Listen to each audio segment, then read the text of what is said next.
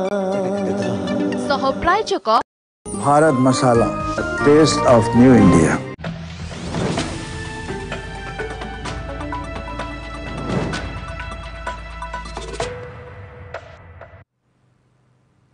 Break पर स्वागत। एबे भी अवहेलित सीमांत गाँ ना गाँ को अच्छे रास्ता ना लोकों को मिलुछि पानीय जल सुविधा। गाँ को रास्ता नथिबारु रोगी को भार करी बोही नेबाको पड़ुछि। समस्त मौलिक सुविधार वंचित होई बण पहाड़ घेरा परिवेश मध्यरे दुर्दिन रे जीवन बिताउछंती चारि गाँ लोके। पटांगीरु देखिबा ई रिपोर्ट।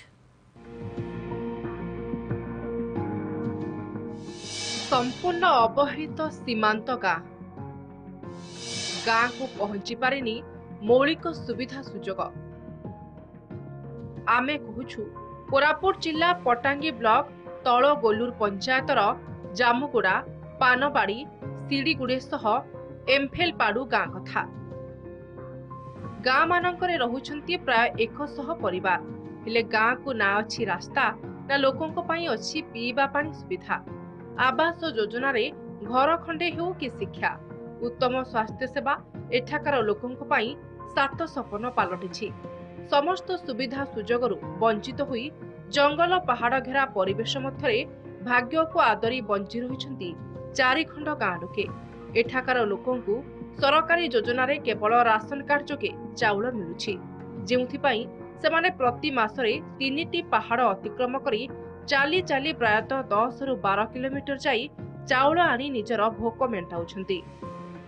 पानबाड़ी जामगुड़ा सिड़ीमेटू ए चारिखंड गाँव रे पूर्व सरकार जेतिकी भी रास्ता खंडे करथिला सेतकी ही अच्छी सेठीर विद्युत मु भी जाइतिली। विद्युतर सेवा नहीं, पानीर जलर भी सुविधा नहीं।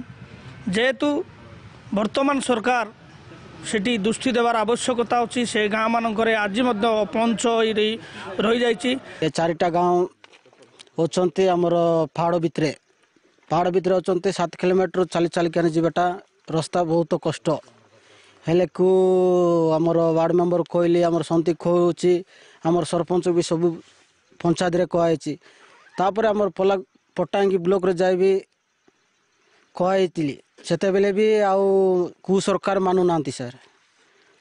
हमको दरकार कष्ट टिके खांदरे बयबाटा टिके कमी जाओ बोले हमें रास्ता टिके दाबी करू सर।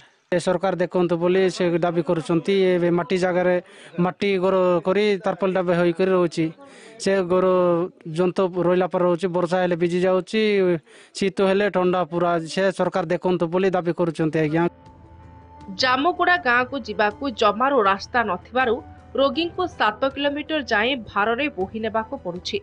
सबुठारु बड़ कथा हैला सरकारी स्तर रे ग्रामवासी निमंते जोगाई दिया जाइथिबा सोलार चालित जल जोगाण व्यवस्था खाली नामकु मात्र एबे ताहा अचल।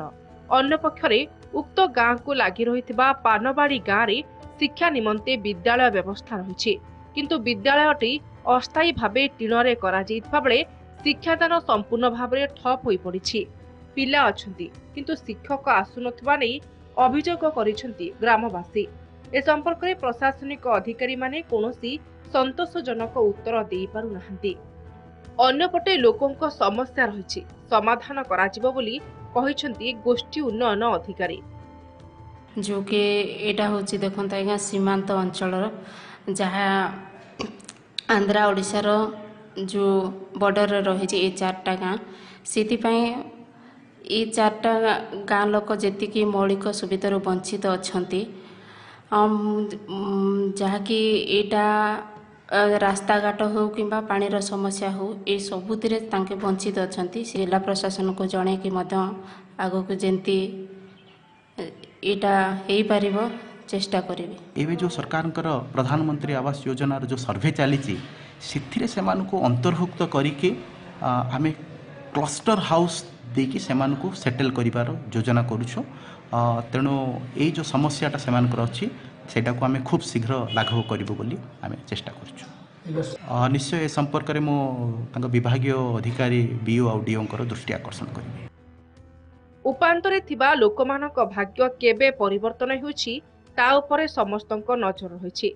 पटांगीरु मेघा गुंथांक रिपोर्ट, नंदी घोष टीवी। दिने देश सेवा पाई निजको